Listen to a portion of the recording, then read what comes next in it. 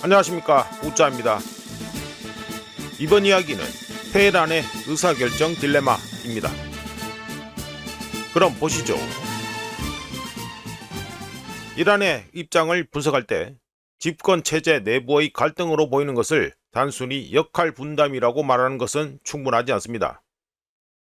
왜냐하면 언론 중 일부에서 자주 사용되는 역할 분담이라는 표현은 현장에서 일어나는 모든 것을 설명하지 못하기 때문입니다. 폐쇄적인 정권들이 정치적 쇼를 연출하는 데 능숙하고, 때로는 겉으로 드러나는 명백한 모순을 이용해 자신들의 운신의 폭, 특히 외교적 운신의 폭을 넓히는 것은 사실입니다. 하지만 이란의 경력을 내부자의 시각에서, 그리고 몇몇 주요 인물들의 증언을 통해 살펴보면 역할 분담으로 치부되는 내부 갈등은 단순한 연극적 연출을 넘어 훨씬 더 심오하다는 것을 알 수 있습니다. 트럼프는 이란과의 협상에 진심일까 영상과 이란전과 트럼프의 환상 영상에서 얘기한 것처럼 이란 이슬람 공화국의 짧은 역사에는 외교 대 현장, 국가 대 혁명, 그리고 체제를 유지하는 합의를 추구하는 자들과 어떤 합의도 미루어진 패배로 보는 자들 사이에서 벌어진 오랜 투쟁이 있습니다. 모하마드 자바드 자리프의 회고록들에서는 아흐마디네자드 이란 대통령 시절 유엔에서 이란을 대표했지만 정부가 자신을 주요 의사결정 통로로 대우하지 않았다는 걸 뒤늦게 발견한 한 남자의 모습을 엿볼 수 있습니다.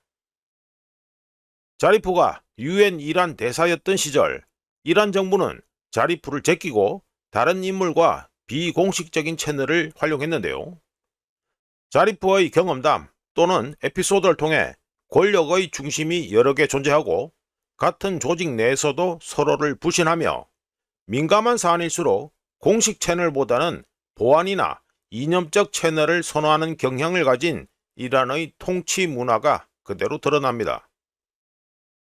훗날 이란 외무장관이자 유엔 이란 대사를 맡았던 인물이 자국 정부 앞에서조차 불안감을 느꼈다면 이란의 결정이 항상 하나의 방에서, 그리고 한 사람의 생각에서 나온다고 어떻게 가정할 수 있을까요? 자리프의 다음이었으며 2014년 헬기 사고로 사망할 때까지 이란 외무장관을 역임한 호세인 아미르 압돌라히안의 경험담 역시 또 다른 측면을 추구하는데요. 압돌라히안은 시리아에서의 이란의 존재를 목격한 증인이 자신이라고 얘기하지만 의도했든 의도하지 않았든 이란의 외교 정책이 이란 외무부에 의해 결정되는 것이 아니라는 점을 드러냈습니다. 이란 외무부는 시리아 문제에 대해 제안은 할 수 있었지만 현장, 이란 혁명수비대, 교리와 영향력에 대한 계산들이 존재했으며 이런 관료주의적 구조에서 외무장관은 최종 결정권자가 아니었습니다. 오히려 이란 외무장관은 외부 세계에 이란의 정책을 설명하거나 옹호하는 역할을 하는 경우가 더 많았는데, 이는 이란의 외교가 정책을 만들어내는 공장이 아니라 정책의 언어적 가면일 뿐이라는 걸 뜻합니다. 바로 이런 이유로 이란은 한편으로는 평온에 대한 약속을 하면서 다른 한편으로는 긴장을 고조시키는 행동을 혼합하며, 덕분에 이란이라는 국가는 말과 행동이 다른 것처럼 보입니다. 참고로 역할 분담과 내부에 존재하는 실제 갈등의 차이는 매우 중요합니다. 역할 분담이라 함은 하나의 중심이 존재하고 여러 목소리가 합의된 방향으로 움직이는 걸 의미합니다. 반대로 내부에 존재하는 실제 갈등은 각 기관이 자신의 논리에 맞춰 결정을 내리려 애쓰는 상황을 말하는데, 2026년 현재 이란에서 벌어지는 일이 바로 여기에 해당됩니다. 이란 대통령실은 힘든 국내 상황, 제재, 사회적 폭발에 대한 두려움을 생각하고, 이란 외교부는 협상과 미국의 압력 완화만 생각하며, 이란 혁명수비대는 억지력, 명성, 영향력 네트워크, 그리고 이해관계를 생각합니다. 이념적 기득권은 체제의 기반이 된 서사, 내러티브의 존속에만 몰두하는데 중대한 위기 상황에서는 그런 기득권들의 생각이 항상 일치하는 것은 아닙니다. 오히려 충돌이 발생하고 의사결정이 교착 상태에 빠지는데 2026년 현재 우리 눈앞에 펼쳐지는 상황이 바로 그러합니다.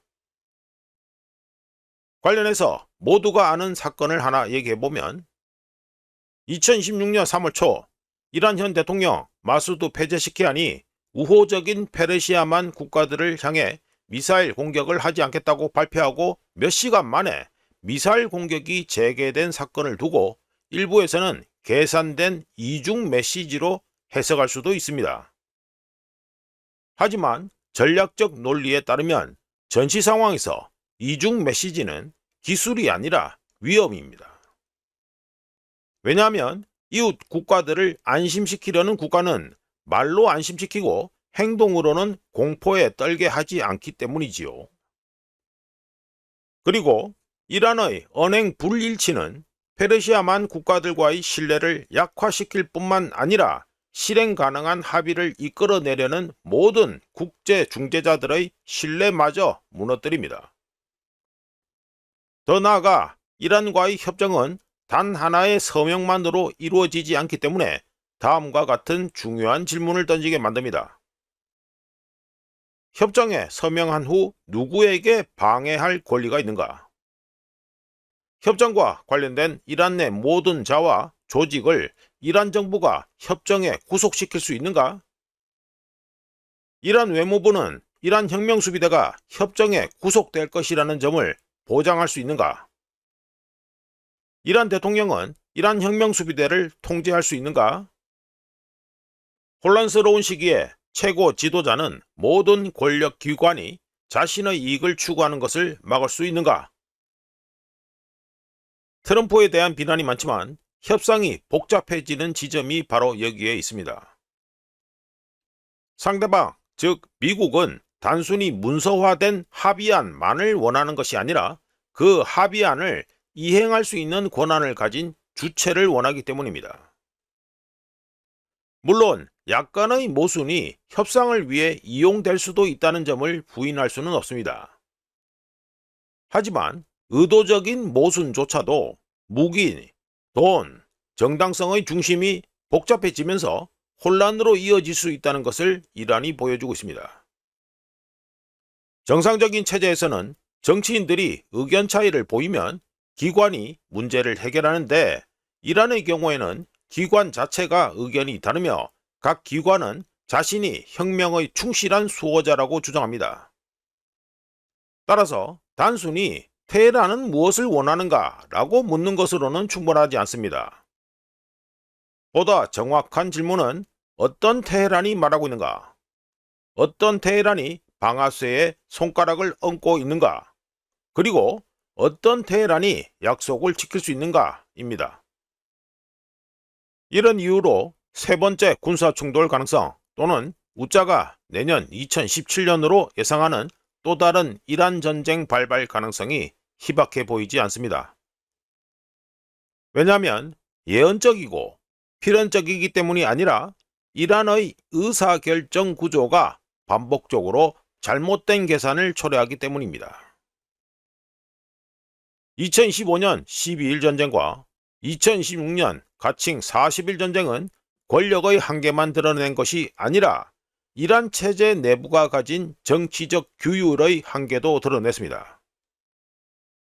군부, 특히 이란 혁명수비대가 정치인보다 우위에 서고 정치인은 나약하다는 비난을 두려워하며 혁명적 수사가 이성적 계산을 압도할 때 사태를 재검토하는 것보다 사태 악화가 더 쉬운 길이 됩니다.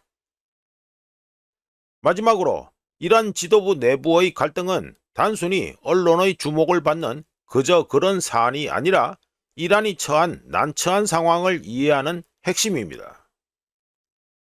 상황은 이렇습니다. 이란은 세계와 하나의 생각으로 협상하지 않고 박수를 한 손으로만 치려고 하며 한 목소리로 이웃 국가들을 안심시키지 않는데 이것이 바로 위험의 본질입니다. 지도부와 군부, 특히 이란 혁명수비대가 갈등할 때 합의는 취약해지고 전쟁은 더욱 가까워지며 중동뿐만 아니라 전 세계는 외교의 약속과 전장의 미사일 사이에 위태롭게 놓이게 됩니다. 그리고 이란 내부 갈등을 아무리 잘 포장한다고 하더라도 신뢰의 간극은 메울 수 없습니다. 결론적으로 두 개 이상의 목소리로 말하는 국가는 지속적인 평화를 구축할 수 없습니다. 지금까지 테헤란의 의사결정 딜레마 이야기였습니다. 구독, 좋아요, 그리고 회원가입 감사합니다. 다른 이야기로 또 찾아뵙겠습니다.